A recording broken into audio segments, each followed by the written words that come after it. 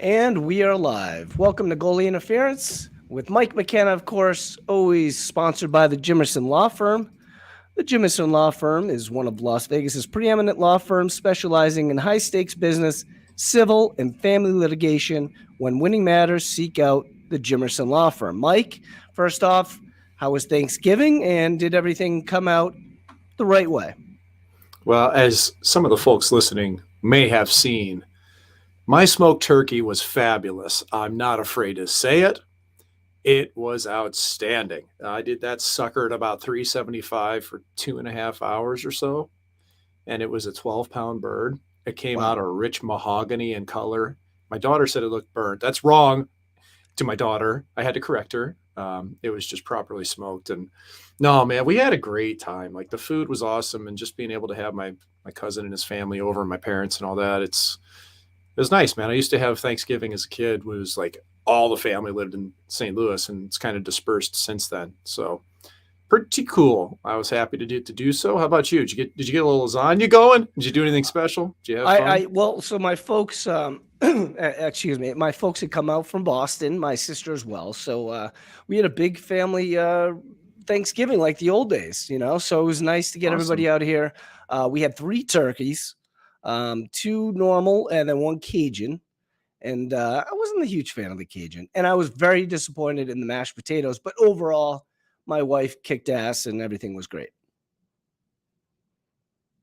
Yeah, Go. mashed potatoes are always a big one for us. Had those, had the sweet potatoes. We had everything. So, it was good. It was a really, really crazy busy week. I'm pretty happy it's over because I've kind of been able to like let go a little bit this week.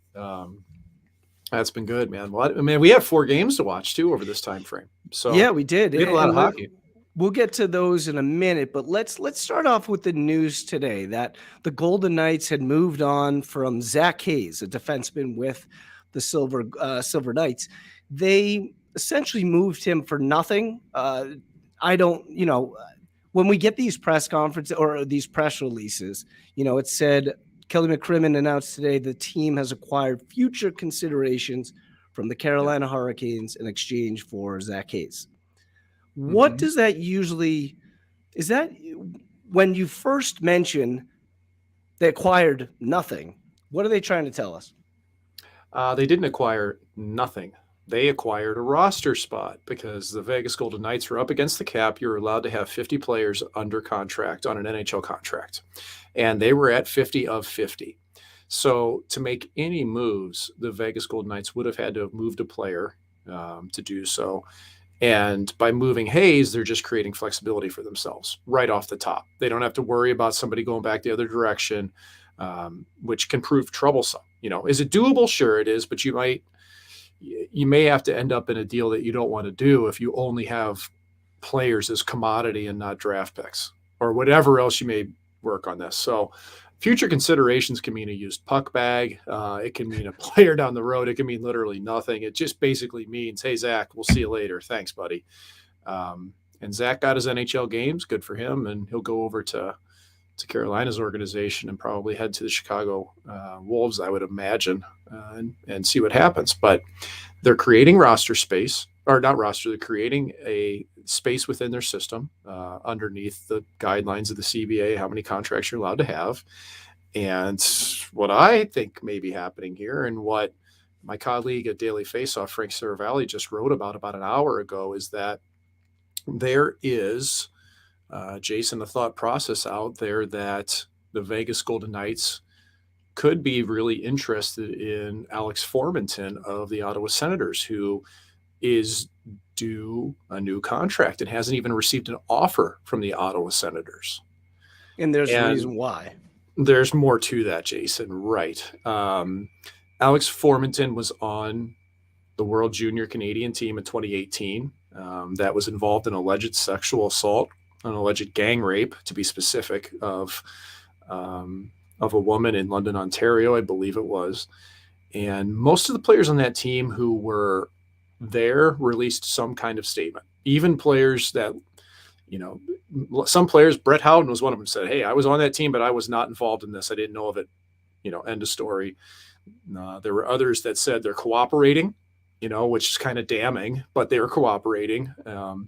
And then Formanton is one of the very few who didn't release anything. So, So immediate speculation. the If you the know, speculation has been Ottawa doesn't want to touch this. They don't want to have this. They don't want to touch this until till all the results come out. Now, in the article, Frank Seravalli states that the results are of the investigation are substantially complete. That was TSN's Darren Dreger. He reported that last week that the NHL's investigation is substantially complete. And they're waiting on input from the London Police Service's investigations on file. so there's not a complete report. So since he hasn't come out with a statement until that complete report, we're allowed to, unfortunately, speculate that this player has some sort of guilt or something that's going on, not enough to not release a statement. I mean, it's a connect the dots type of thing. Like, I mean, I played with Alex Formanton. I never heard of this while I was playing with him. I played with Drake Batherson. I played with Brett Howden. I played with several of these players, and I never heard anything while I was playing with them, you know? So all we can do is speculate. I haven't heard anything within hockey circles of who wasn't. I have no insider knowledge. But I think that it's kind of telling though, isn't it? And really, Jason, that's what I want to ask. Like even in the comments here, like, do Vegas fans want to have a player who could be potentially tied to, like, what's that look like if you trade for this player in advance of anything coming out in terms of the investigation? And here's the thing. Here's the pressure point. Before we go to it, Jason, I'm sorry, I got to finish this up. The pressure point is a player like Formanton who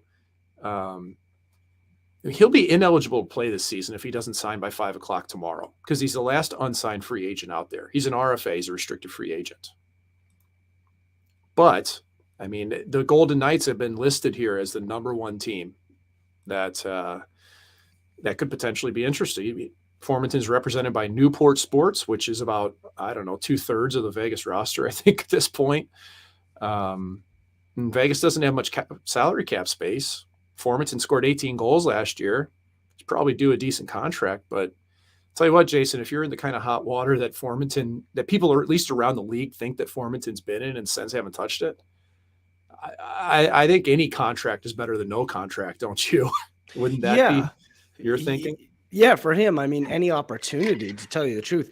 But we saw what happened in Boston, how quick they were forced to make a move after they attempted to make a move for, a player with not a bad reputation, but history behind him. And it wasn't sexually related, but it was still harassment and bullying. And again, that didn't go over well with the fan base or the players. And so that's what, as we're talking and in the comments, please let us know how you feel on this. I wonder if the players are concerned about this as well. Well, and here's the thing, Jason. We don't know what happened. None of us were in that room. We haven't seen the investigation. But I tell you what, man, there's not many situations like this that you go back in any case law or anything else. Like, the victim's not lying. The victim's not making these things up. Okay. The most small number of cases that's happening. At the very worst, I'd say something, pretty uncomfortable happened, So I don't know, dude. Like, I feel like Vegas, and we're talking about something that may not even happen here, but I think this is important. I think this is important though, because I think the Golden Knights have taken strides in repairing themselves as a franchise, at least around the league. I think that. And I think that their standing is a lot better now. I think fans, in my feeling at least, as fans have kind of taken a deep breath, surveyed the scene, and go, you know what? We still love this franchise and what it means to our city and what it's meant to so many of us. I think this would be an absolute grenade into the fan base if this is what they went for. That's my thoughts on it. So we'll see what happens, I guess. But I think it's something we needed to tackle right away, because they just made roster space. That deadline's looming tomorrow. And here's a guy connecting dots in Frank Seravalli that doesn't miss, dude. Like, he doesn't print anything without, double, triple, quadruple check and stuff. So at least interest seems to be there. You and Frank at the Daily Face-Off have at this point, sort of a spotless record, right? I mean, you guys aren't, you're not throwing information up there for clicks or clickbait or whatever.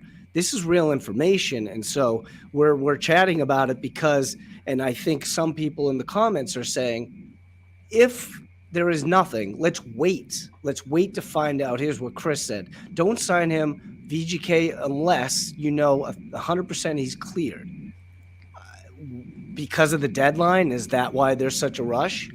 That's exactly right. Yeah, 5 p.m. tomorrow. If you do not sign the player, he cannot play the rest of the 2022-23 season. So, it could be something of a gamble where you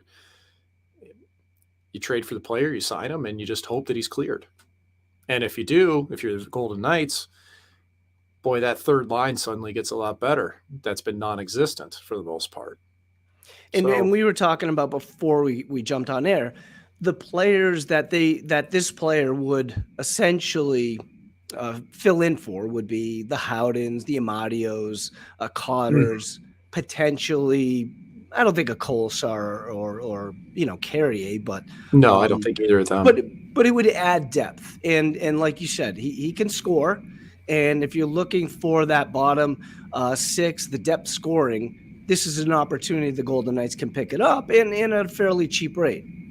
And he might be the fastest skater I've ever played with. Like this guy can absolutely. No, I'll take it back. Second fastest.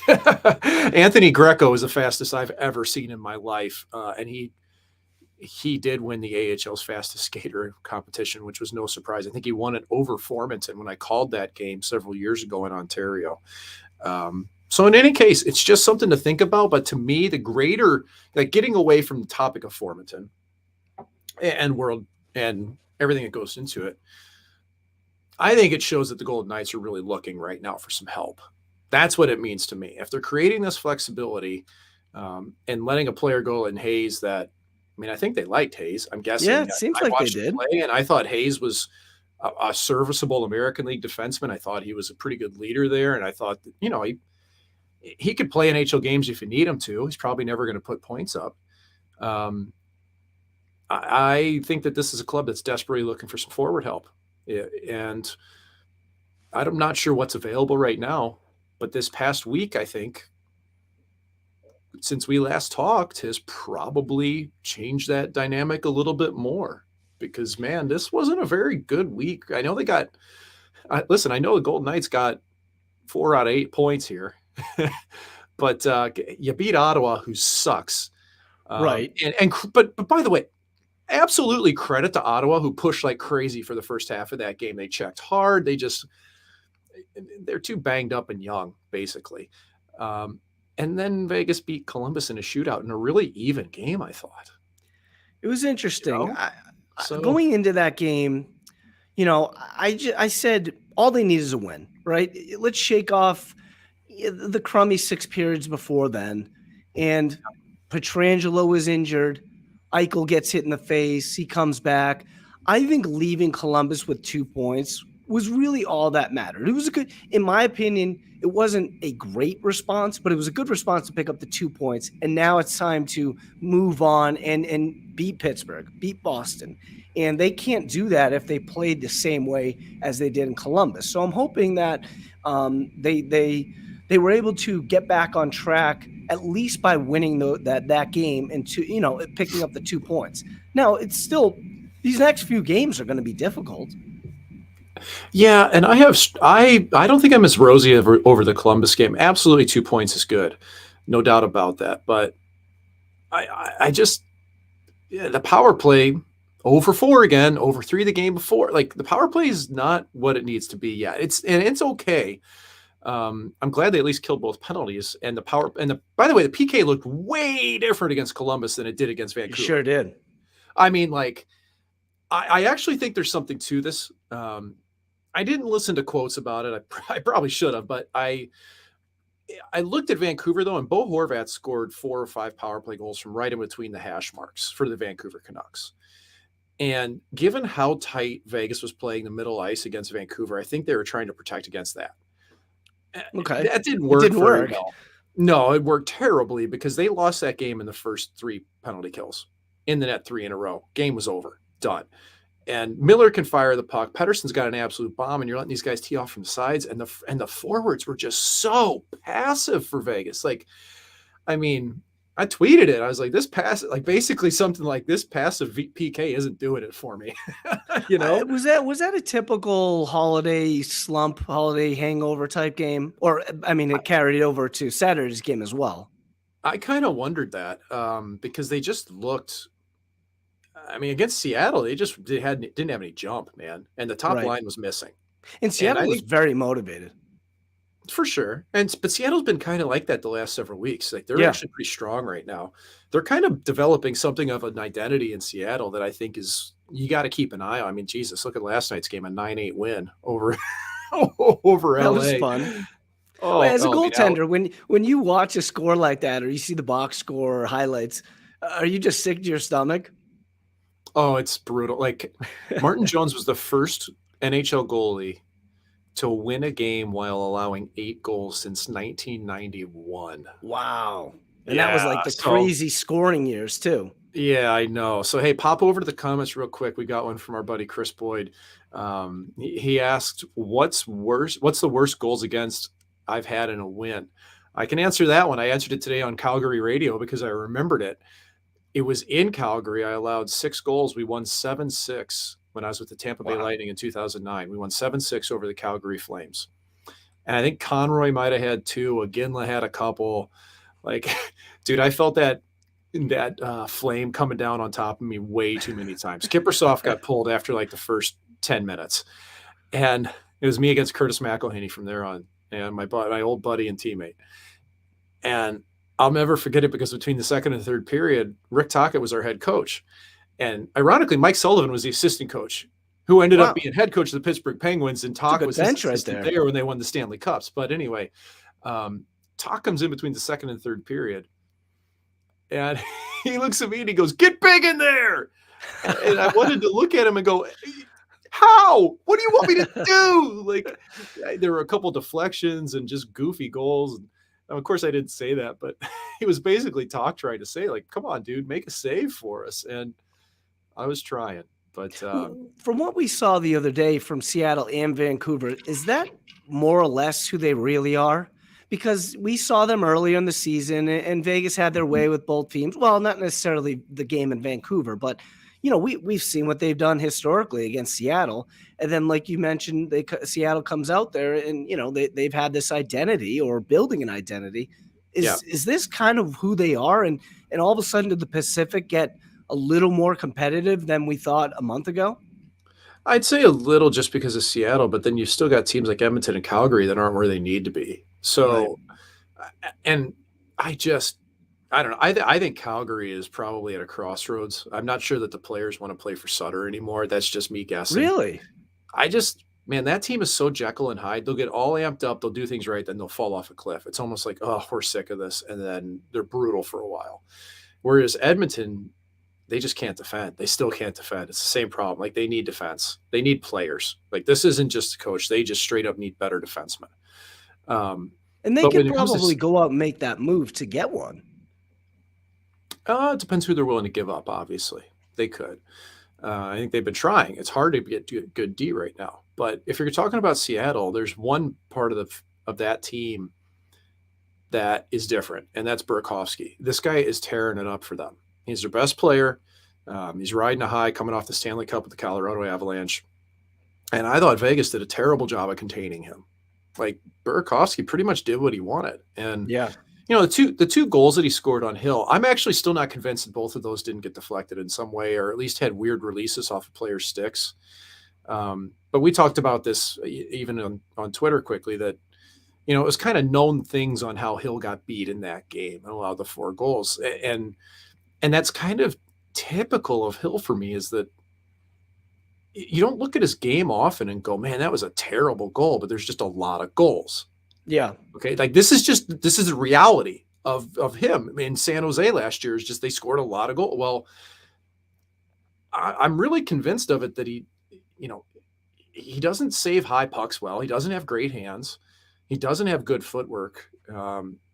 and he has a tendency to attack pucks when he gets in trouble. Like he'll move forward into pucks, and that's exactly what Eberle did when he scored what I believe was I think that was the fourth goal against Seattle. Eberle fakes Martinez out of his skates. Martinez goes to block a shot in the middle. Waugh was sleepy. Waugh's been a little sleepy defensively since coming back. Do you think it's just because of not conditioning, but just getting back in action? I think, but like Waugh used to always have a tendency to just kind of go like missing for 10 minutes. Like he's had those moments before. So I think that, and he's been way better about that. Like recently, Sure. I haven't seen Waugh go. I think when I say these things, I'm always worrying that people are going to think I think a guy's like brain dead or something. It's a natural progression of a player. And Waugh has become, usually very dependent. And this was kind of a regression back to his old days where, he'd just get puck focused and he'd lose it. But I also wonder, like, what's bothering him too? If he's not taking face-offs, if he's playing wing, or his hands where they need to be, all these things, he just wasn't as hard as he needed to be. But anyway, flipping back to Hill, if Hill's not a patient goalie, like it's easy to get him to bite. We saw it against Edmonton earlier this year. Darnell Nurse doesn't even fake a shot. It's a clear pass across the middle to Draisaitl at a bad angle, and Hill drops at Nurse. And Hill dropped on Eberle. And then once he drops, it's full scramble mode. It's street hockey. And he pushed forward towards Eberle. That's why he had to go back and make that paddle save. And I mean, sick save, dude. Yeah. Like, great save. Problem is, if he'd been patient, stayed on his edges, all he had to do was rotate and butterfly to his right.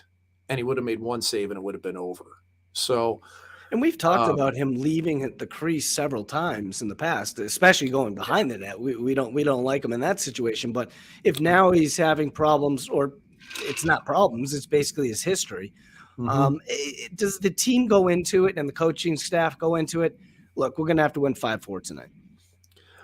No, they're not hoping that. Not Bruce Cassidy. Bruce Cassidy's going to be pissed every time they don't win a game 3-1 every night.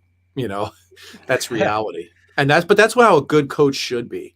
I just think at this point, I thought Kessel might have been the best player for Vegas against Seattle.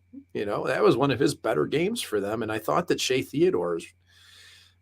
really struggled defensively lately. And that was a really tough game against Seattle. And then he backs it up with the game against Van where, geez, man, 2 seconds left in the second period, right? And he just kind of goes for skate, and then there's a 2-on-0 at the front of the net.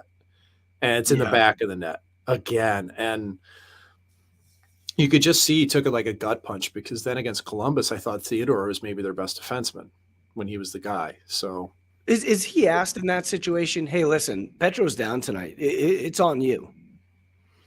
I don't think he's asked, but I think that he's got to breathe that air, right? He's got to take up that space. If you don't have Petro moving the puck, realistically, who else can? Martinez can move the puck pretty well.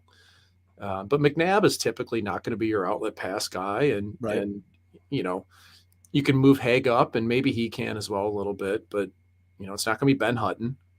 So and I feel bad for Hutton. He hadn't played in like a month, man. Yeah, seriously. That must be very difficult to get right back on the ice. Hard. Right back. Oh. You've been practicing for a month, not really seeing action. I mean, how hard can a practice be when a team it's mid-November and he hasn't played, and now he has to suit up for, whatever, November 27th or whatever it was.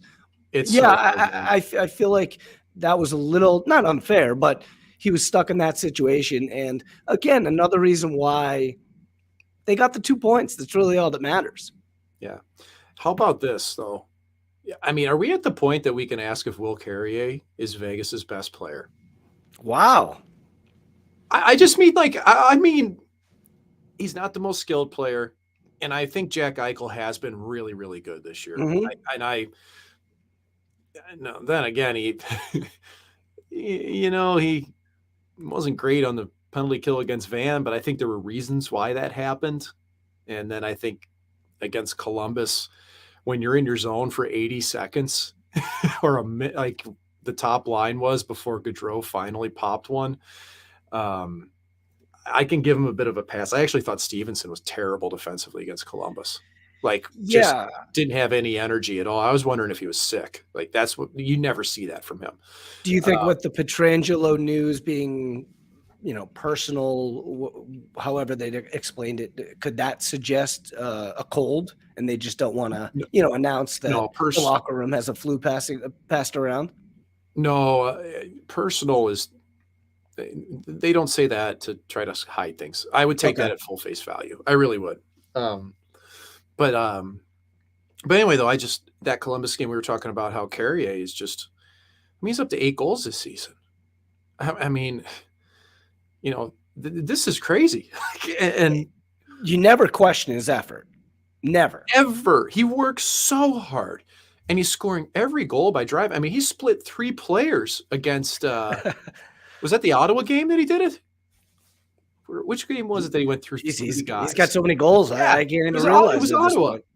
Yeah, Ottawa makes it 2-1 against Ottawa. He split 3 players. I couldn't believe it. Is this confidence? Is that what this is, or is it more opportunity, different style? Expectations might have changed a little bit. Where, hey, you're not a fourth liner. You have to add offense.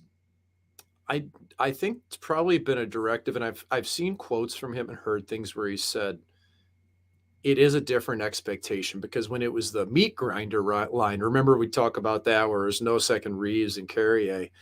I mean, their whole intention was to go out and wreck dudes. That was it. They were And I do think, effective.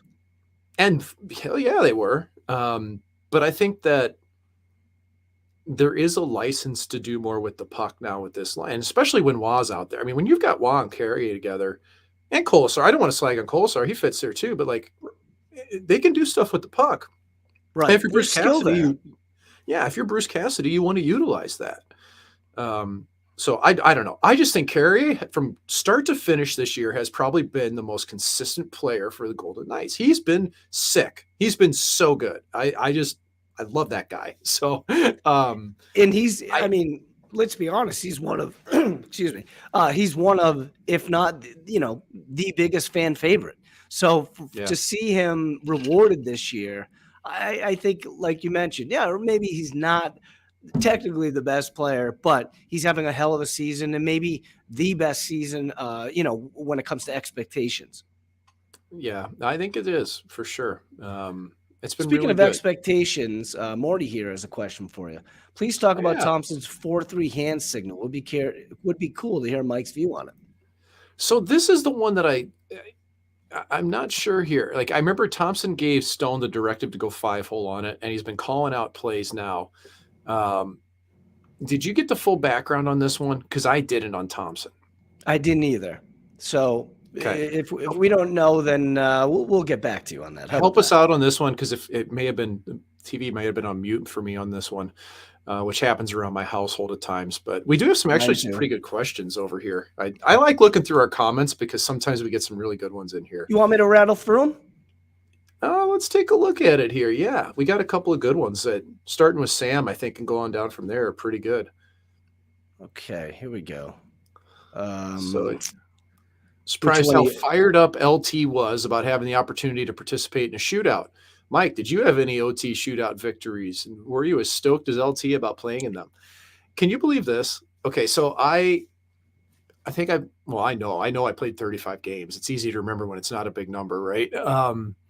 And I think I only started 27 or 8 of those. I got tossed in a lot. I never played a shootout in the NHL. Wow. And I only faced one penalty shot. It was Thomas Plekanec of the Montreal Canadiens when I was with the Devils. It was in Jersey, and I saved it. That was the only penalty shot I ever faced. And not a bad player, too. Yeah, pretty good. He shot low glove. I remember that. He shot low glove, and I made a save right off the top of my pad. He kind of missed a spot, but my glove was there too. Do you have a chance from my left. Do you have a chance to speak to the opposite, your teammate who you're filled in for, or your assistant? Do you have a chance to talk to them before that penalty shot is taken? The coaching staff, you mean? Yeah, and I didn't know if maybe the goalie for at that penalty point. shot.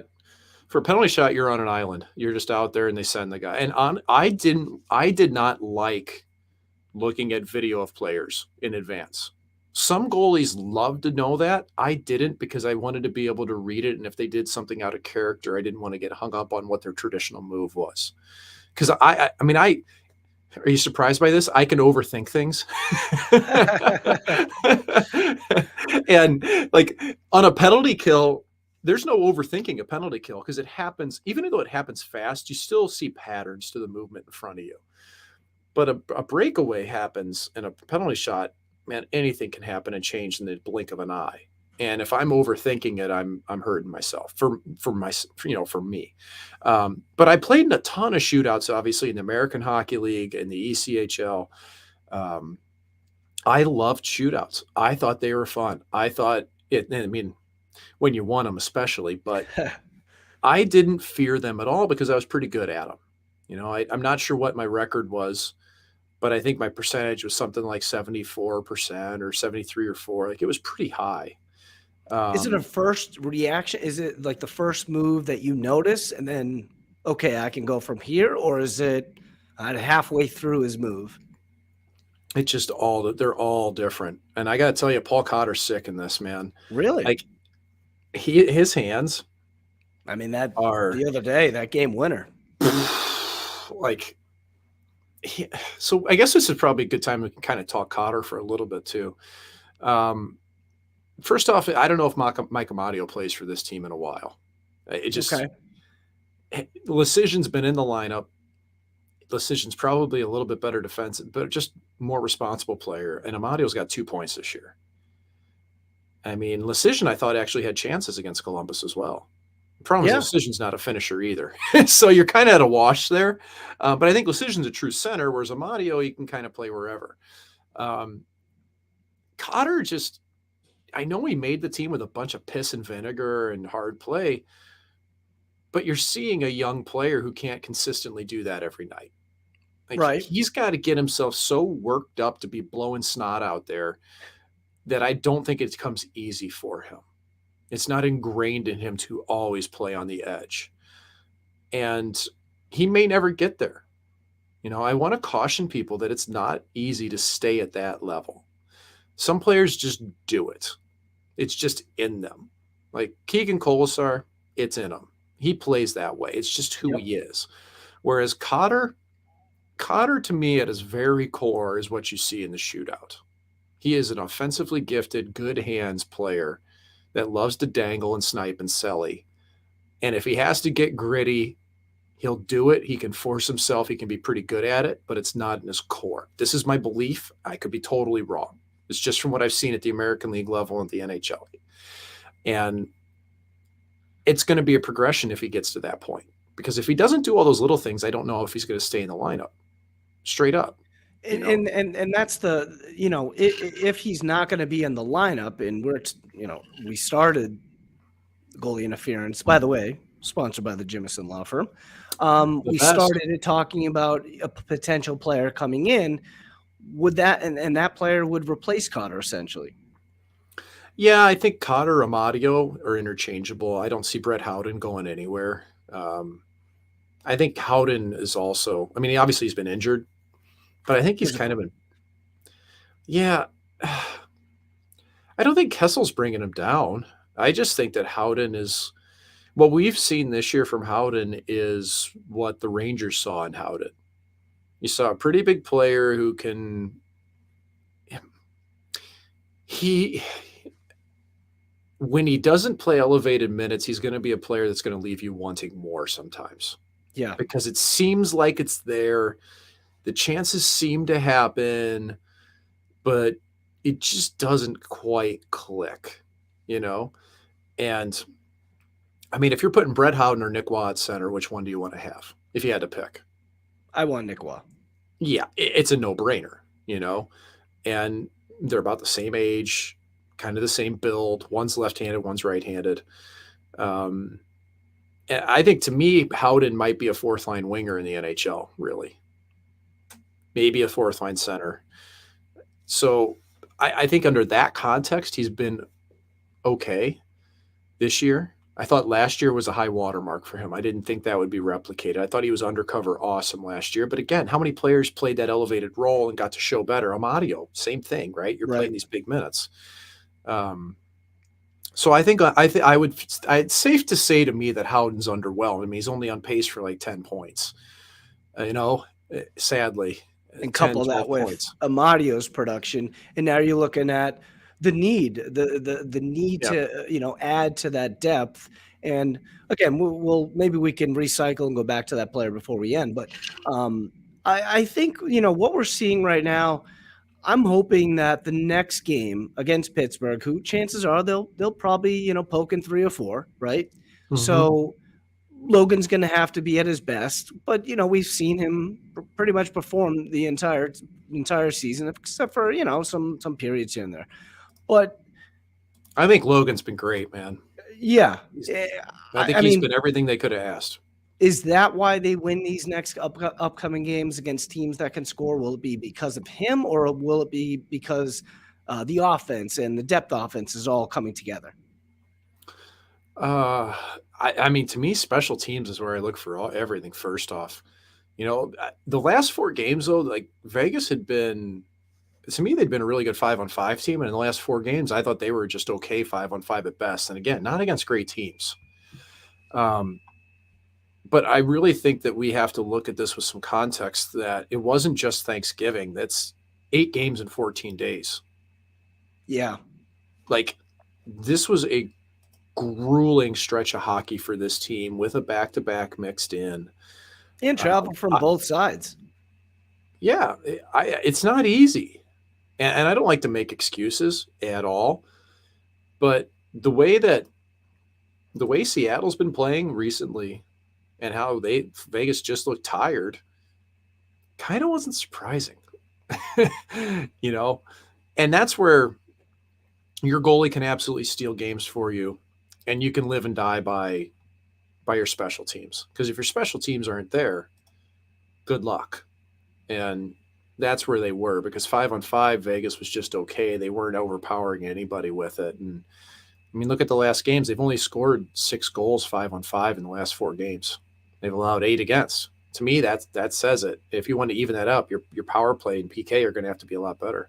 We've seen this team still succeed with a crummy power play. We've never Mm-hmm. seen a bad PK. Realistically, the entire time this franchise has been around. So it's kind of interesting to see the dynamic of poor special teams on both sides. Is this one of those, okay, eventually the PK will pick up, or are we looking at a tough season ahead of us? Whereas last year, when they went to the power play, nobody thought they'd score, right? Yeah. And they thought that the opponent wouldn't score when the Golden Knights were out there when they were they were down a man. So Mm-hmm. is this something that can improve? Hopefully it does, but chances are, will it? Can it? Sure, of course it can. Um, I'm not convinced. I really look at the discrepancy between that Vancouver game and Columbus game. And Columbus, granted, they don't have a great power play. And Vegas might have gotten their best chances while shorthanded, ironically enough, with the, misfits or I shouldn't say misfits, but having, Carlson and Smith go down on a 2-on-1 fouled right up by Eichel, which, by the way, I'm wondering if people thought that should have been a penalty shot. The first thing I saw was I wondered about it at the end of the second, if anybody thought that, even though they were both kind of going parallel to the net by the end of it. But I always look at the players' um, reaction, and it didn't seem to be much of a reaction there. But that would have been, hey, listen, I would have liked to seen it. yeah, I don't know, man. Like the penalty kill for me has just been way too passive, way too often. I like an aggressive penalty kill. And I mean really the forwards. To me, it's the forwards.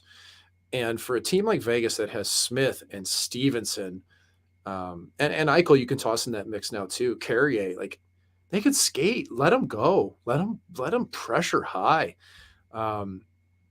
I really don't like that kind of I formation they've gotten into a couple times. You're just giving away way too much ice. So I think from a tactical standpoint, I have concerns about the PK. I'm not convinced that if they're going to, especially if they're going to try to change it up that much. I was going to say, do you like the rotation of guys? Well, not really. Yeah, me neither. I think you need to play your best players on the PK, and if your best are your best, you put them out there. You mean your best? You mean your best penalty killers, not just yes. That's okay. Correct, Jason. Yes, because I don't like Eichel out there, and I'm an old school guy. I hate stars blocking shots. I hate stars being out there in minutes that they don't need to be. And frankly, if you have a full team, in my opinion, Go back to the old school where you basically create a penalty kill team with the bottom six guys. And yeah, of course, you're going to have Riley and Carlson. They're just so darn good at it that you have to have them out there. But I don't like Eichel being out there one bit at all. I just don't like Eichel being out there because he's not good defensively, period. Yeah, Still, that's like, the better point. But the problem is that coaches will do this, and I've actually not gone back and looked at how much Eichel killed while he was in Buffalo. And frankly, I really don't care because that team sucked a lot. I really don't. But I remember being in Dallas, and the year I was there, Ken Hitchcock was the head coach, and he started to use Tyler Seguin on the penalty kill. And the reason he did it was that he really wanted Seguin to start playing some better defense like throughout the game. And he thought that could kind of be he thought that could kind of be a catalyst for more awareness. But I mean, we're in December now, and you're dealing with a guy who's been in the league for 5 or 6, 7, 8, however many years. You got Smith, you got Carlson, you got Waugh, you got Carrier, you've got Stone. And Stone's a good penalty killer. Like, he may be one of your best. You don't like him blocking shots, but he's a damn good penalty killer. Like, there's 5 guys right there. Stevenson as well. There's 6. Mm-hmm. I don't think this team has a pressing need to use Jack Eichel on the penalty kill. I don't. That's good to hear because I think a lot of analysts and fans and media members, they want to see the most no matter what. Oh, you're getting paid $10 million, you should be out there, all 3 sides. Sidney Crosby's not killing penalties. How about that? He's just too valuable, right? So why Sidney Crosby doesn't kill penalties at this stage? Mike Sullivan's seen guys over the years get hurt or potentially get hurt. How can he lose? How can you face the media and your fans after a game and say, we lost Sidney Crosby for the year because he was penalty killing in December? You can't do that. I mean, you can, but I don't know, dude. Here's the thing. Like, as much as we say that, and I agree with you, I've played with some really amazing top end players that kill, and I always look at it as a feather in their cap that this is a complete player. One of the reasons that I thought Jonathan Huberdeau deserved a whole lot of consideration for MVP last year wasn't because he had 120 something points. Well, yes, it was. Reason. He had 120 something points. Who am I kidding? But it's because he kills penalties as well. I mean, Austin Matthews doesn't kill penalties. Connor McDavid doesn't kill penalties. Man, I'd love to see Connor McDavid kill penalties. Actually, he has in the playoffs. As that guy is, yeah. But I'd like to see more of it. As fast as he is, and his game sense, like, let him run up at the top. Like, the forwards don't block a ton of shots. It's usually the D. Right. But yeah, the PK worries me straight up. And real quick, Eichel's. This is a question for Mark. Eichel, or just a statement. Michael, I apologize. Mark is his name. Eichel should only PK the last 20 seconds to be able to transition to 5-on-5. It's a good point, right? And coaches do that. Sure. It depends where your face-off is, if there is one. And I don't mind that a bit. He wouldn't be the first guy I trot out, considering who the Vegas Golden Knights have available. Probably Marshall, right? To kill? Well, to end the kill. I don't know. I mean, you could. It wouldn't be Kessel. It wouldn't be Phil. Oh, well, that's a good point. I mean, when the clock is winding down 10, 15 seconds on a power play or a penalty kill, the players in a way are already deciding what to do on 5-on-5, right? They know that their players coming out of the box. They know they can sort of set up for a sequence of passes. Or are they just, hey, let's kill this puck and then, penalty and get it out. Then we'll rearrange our offense. Yeah, you're pretty much just trying to get it down the ice. If you've got a little bit of time left and you can get it down, that's your main goal. I always thought that, to me, your last 15 or 20 seconds of a PK were just truly about getting a guy on the ice that you felt comfortable could win you a face-off and get it down. And that's where there's people in this world and in analytics, and I've worked with people that think face-offs don't matter. And I'll tell you what, if you've ever stood in a crease in a pro hockey game, the goddamn face-offs matter. Okay. Like, you put out a guy that you think's going to win you 60% of face-offs. in the dying moments of a period or a PK or a game, you feel so much bigger in that, because you can just see it happening. And then the moment they snap that thing back and it goes down the ice, it's just like weight off your shoulders. Everything's good. Um, so I still believe in that. I think it's real. And I've been surprised. Like Stevenson's been so good in the face-off circle. And, Eichel hasn't been as great, but I think that's actually a really cool dynamic of that line. The That fact that you can bring Stevenson in, win the draw, and then Mhm. they can, change positions on the Yep. fly. Just depending on each side. And it just reminded me, by the way, how cool was the goal that Mark Stone scored after Eichel swatted away the broken stick against Ottawa? Uh, That was he just awesome, It was man. cool. Yeah. Yeah. I Stone actually is Go ahead, sorry. no, I actually think that him swatting the stick away kind of threw everybody off on Ottawa for a split second, and it like opened up the seams because they didn't know what he was doing. I don't think Eichel even. What's crazy is he just left the puck in place to do it. He had no worry about a player attacking him. He was that confident with it, and he did it like he'd done it 1,000 times before. I couldn't think of any other word than cool for that play. Like, it was just a cool play. And that's the thing about hockey, like, I don't know. I mean, in baseball, what's cool about baseball, right? Home run, you don't say cool. You say, wow, that was a shot. In basketball, okay, slam dunk, a sweet, dribble butt between your legs. That's cool, right? Hockey, Yep. there's tons of cool moments. If it's a sweet pass, if it's a flip up in the air, Trevor Zegras, lacrosse style, Yep. the Zegras Milano goal. There's a lot of cool stuff. And I know we sound pretty silly here, but a lot of cool stuff in hockey that we Well, watch that's on a why the nightly game draws basis. you in. That's why kids I'm telling you, man, when kids try hockey, they gravitate towards it. That's why that's why the best suburban white kids in the US are playing hockey now. Yeah, Like they because they can afford to play the game. And it's kind of sad that that's the truth of the matter, but it is. But it's become the cool sport now for these kids that used to play football and baseball. And those games are boring to them. Football you really can't play it until high school anyway. Like you can right. play Pop Warner or whatever. Like, but baseball you play it as a kid, and you get to sit in a dugout, eat sunflower seeds, and wait for 15 minutes before you go out to the bat.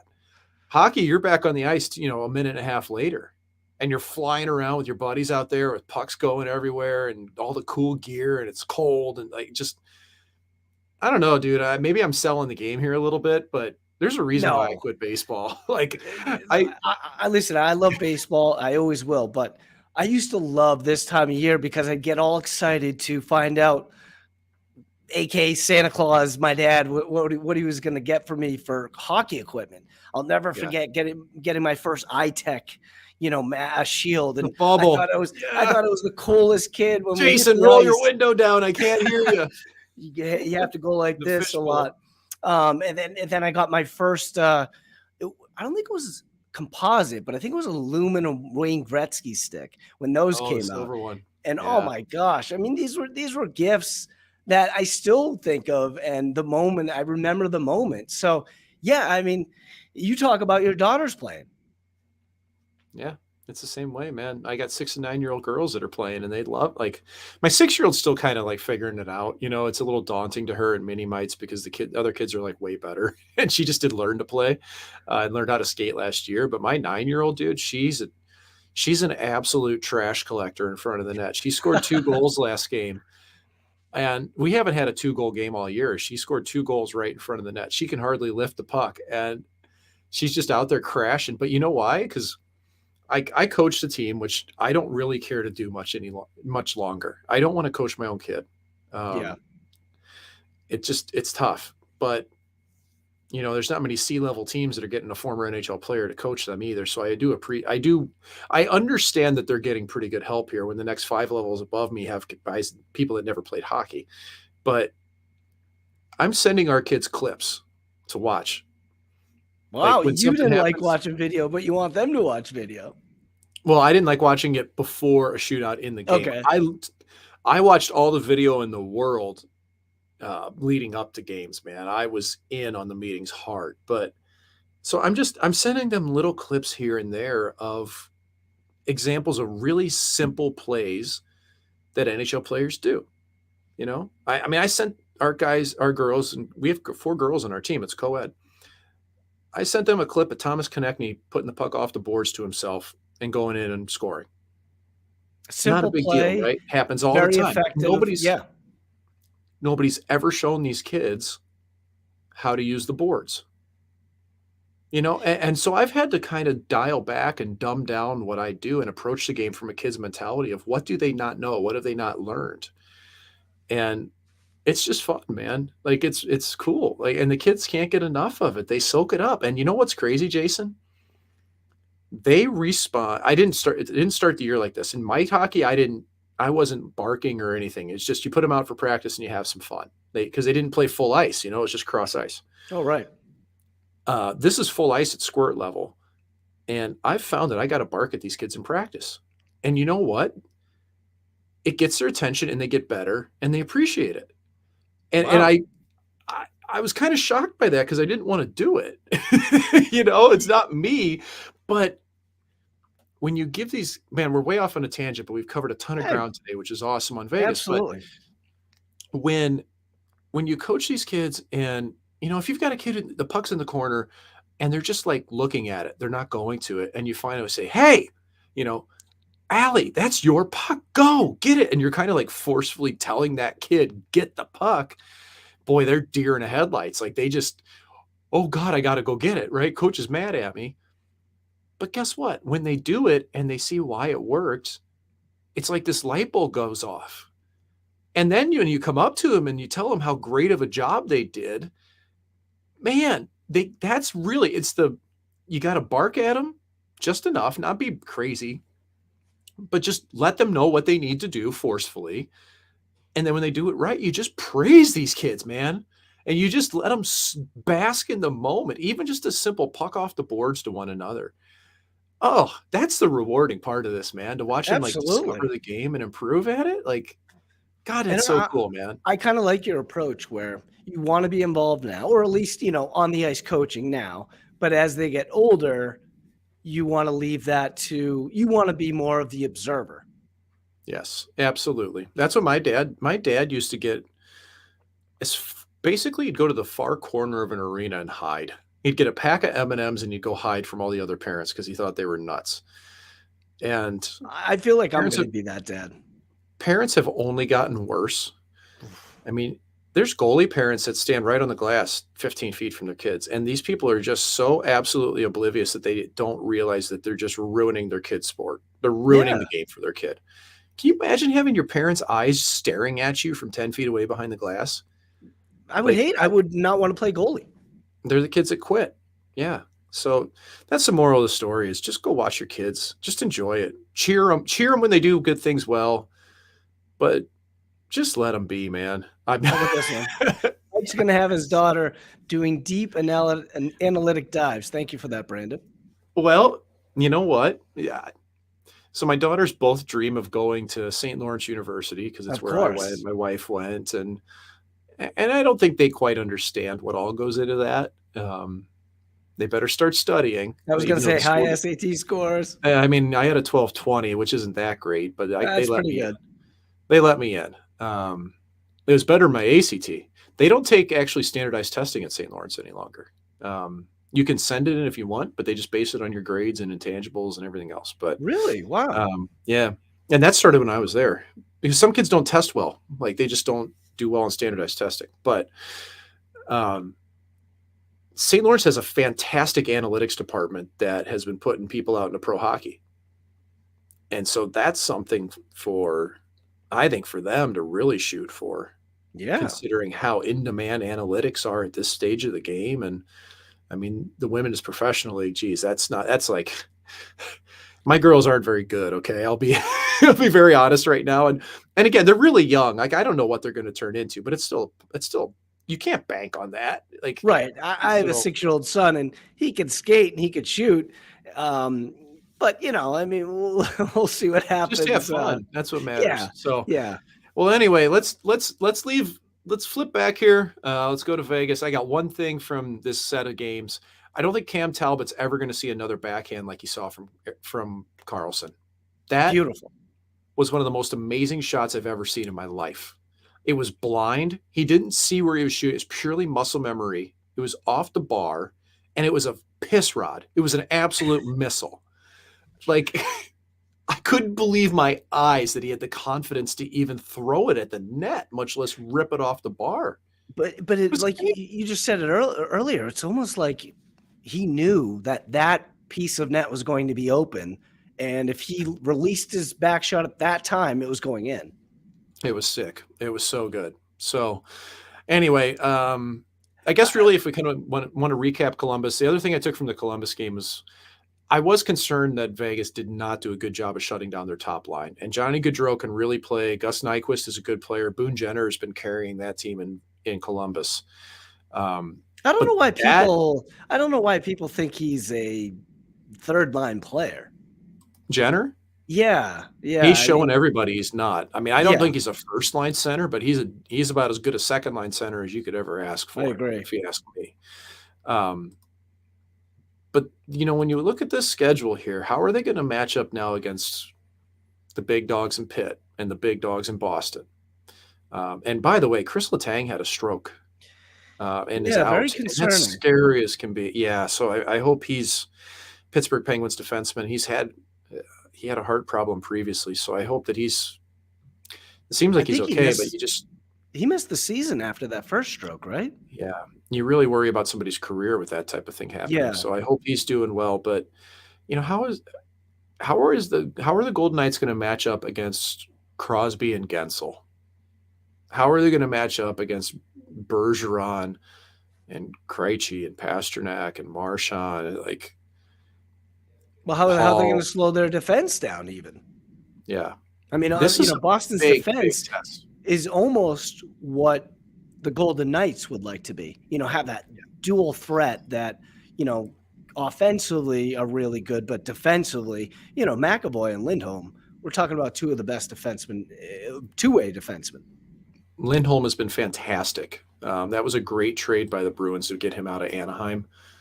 I'm looking at the schedule for this week. We've got there is a game next week on the 7th. We're going to have to do the Tuesday?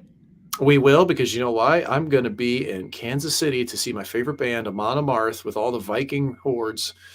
We'll be raising our horns together. This is a crazy metal band, isn't it? Yeah, they're not crazy. They're just Swedish and Vikings. But yeah. So yeah, I think it looks like we will be hosting goalie interference on Tuesday night on the 6th. It looks like. All right. The good thing is our great sponsor, the Jimison Law Firm, is always he doesn't mind if we go Tuesday or Wednesday, and the fans are always supportive, so we appreciate that as well. Do you want to close on what we first talked about, or is there other Golden Knights things that you want to press before we sign off? I think we covered a lot of ground today, really. I am curious to see what the workload is for Thompson. I'm curious if he plays these next 3 games. Wow. Yeah. Because at this point they can't trust Hill? Hill hasn't had great games recently. I mean, and it's every other day here. So I'm just curious which game Hill may get. I would guess Hill gets the Detroit game on the 3rd. And then I think you're going to see Thompson go against Pitt, Boston, Rangers. That would be my guess. So I do think Hill's going to play. But at this stage, I mean, Cassidy has never been a guy to just run one goalie. He's always had rotation.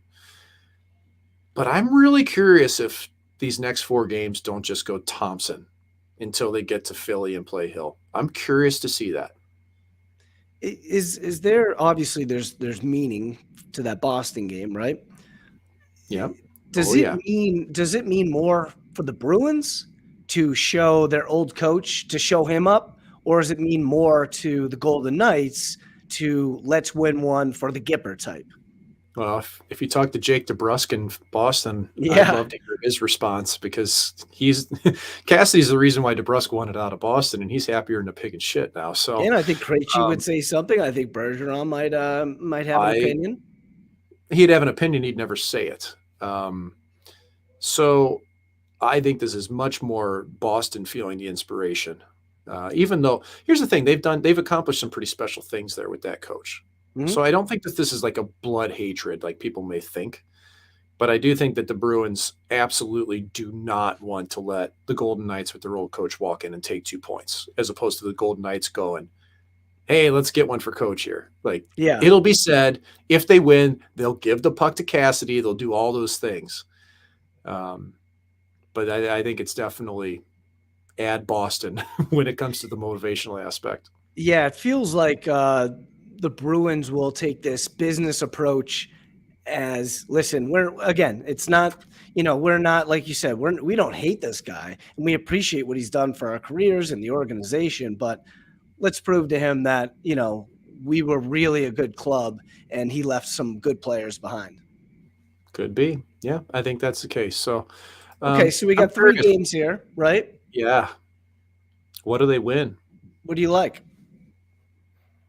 I think they lose to the Penguins, and I don't think it's a bad loss. I just think that the Penguins are very desperate. They can score, which, the Golden Knights do struggle sometimes when they play high scoring teams. And I think they beat the Red Wings. And then unfortunately, I think they lose about 4-1 to the Bruins. I feel like making some bold predictions just kind of for the fun of it. Let's do it. Um, my absolute gut feeling says they beat Pittsburgh because Pittsburgh is really still kind of light on D. Um, and I think they lose to Detroit and Boston. Wow. That's my gut. And then, hey, listen, I'm not rooting against them. It's just my feeling. Like, Detroit's been better than people think. Mo Seider did leave the game tonight, though. That's a big blow for them if he's out. But Detroit's been pretty good. And I could see that being a game where they've kind of come off of, 2 games on the road. They're starting to get sick of the road trip, and I could see that happening there. So I don't know. I'll say And that just to see they what just had a happens. tough game tonight. They were down. They caught up and lost in shootouts. So Yep. maybe there's a little motivation there or not. But and then the last one in Bruins against the Bruins. I know you said they're going to lose, but how does that one go down? Boy, that team's good. Um, that's going to have to be a Thompson steal. I I think though, considering how well Cassidy knows that club, it's going to come down to execution, and I think it's really going to matter on the special teams. Of all the 3 games coming, that's the one because Boston's power play to me is going to have a really good idea what Vegas is going to try to accomplish, and they've been pretty good against everybody. So I'm gonna guess like 5-2 Boston with 2 empty netters. Oh wow! Oh, so Cassidy's he's going to pull the goalie with like 3 minutes Yeah, left to try and yeah, catch up. 3. Yeah, mark it down. It's a 3-2 game, and Vegas pulls the goalie, and they get scored on twice with it. That would be fun to watch. But I mean, Yeah. realistically, this might be the best defensive team they'll play this season so far. Yeah, I think so. That's very real. I mean, when you look at the shot quality Swayman and Ullmark have faced, that listen, those 2 guys have been good. Swayman hasn't started off great, but Ullmark's He's been been awesome. injured, so but He's been Omar, better yeah, lately, Swayman has, but Ullmark's been awesome, but he's also faced a really light workload. You're yeah. talking about when you're talking about Vezina goalies right now, it's Sorokin and Hellebuck. Those are your 2. And I mean, when I watch Hellebuck, I see a team that could steal a series because of him. yeah, and we had that conversation on Daily Faceoff Live today, and the question was, if the Winnipeg Jets are going to win the Central Division, does Connor Hellebuck have to win the Vezina? And I would think yes, I or thought it was close. an amazing. I thought it was an amazing question. I said no because I feel like they still have room to grow in their power play and could be a little better defensively. And realistically, only one goalie wins the Vezina, and Mhm. Sorokin's at such a top pace right now. I think he'll stay ahead. And my co-host Frank Seravalli said, "Yeah, he thinks that what Winnipeg does need Hellebuck too," which I fully respect. It was a hard call for me, so curious to see that one. So what's going on over the daily face-off that our fans can go over there and check it out? Yeah, so we have full content at Daily Faceoff. Like it's not just lineups for fantasy teams. It's not just news stories. You get Frank Seravalli breaking down things like today. He has the piece up on Formanton.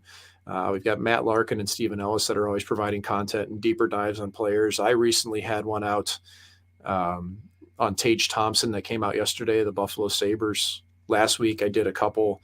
I've done pieces on the Nets coming off, which is a hot button topic around the league, and Matt Murray, and did a deep dive on Jack Campbell and others. So we do a streaming show every weekday at 9 a.m. in Vegas. So get up and get your coffee. You can watch the replay. You can on YouTube. If you go to YouTube, Daily Faceoff's YouTube page, you can watch Daily Faceoff live at any time you want during the day. I'm on there usually 3 times a week. We have some rotating cast, but I do like 3 a week.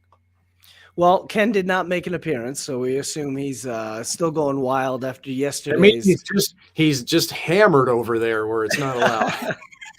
I mean, listen, for everything that he went out there for, he specifically went out there for yesterday's game to watch them win and advance. So I'm really happy for Ken that he was able to see a big time game like that in a victory. Yep. So, and hey, listen, why can't they beat the Netherlands? I can't even tell you because I just don't care about soccer, but I'm glad that Ken's over there having a good time. We've missed him. Well, if anybody wants to see some of the interviews he's done, he's been interviewed by a bunch of different outlets out there. I believe Al Jazeera was one of them. So go to the SinBin Twitter and you can see that as well. But want to thank the Jimerson Law Firm as always for sponsoring us here on Goalie Interference. Mike, you want to do your classic send us out somehow?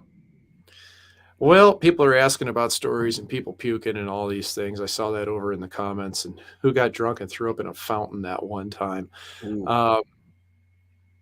We did have a player in college named Dan Dupuis that we called the Kid, and I don't know why we called him the Kid. Dan was massive. His head was probably an 8 1/4 inch. Like, it was just a huge head. And we were skating hard, like doing mountains, suicides, herbies, whatever you want to call them. And the Kid had a tough go. Dupes, the Kid, whatever you want to call him. He got to the point where he was on his hands and knees, and he puked, and he's on his hands and knees, and he looks up at our coach. He just goes, "No more, please, no more." And he's got puke like hanging off of his cage. Oh, jeez. Yeah, the kid didn't actually finish his college career. I think he was done after junior year. But that was gross, but it was also funny. And it was one of those moments in time where you just look back and go, "Oh God, that was awful." But you never forget it because it was also funny. What'd the coach do?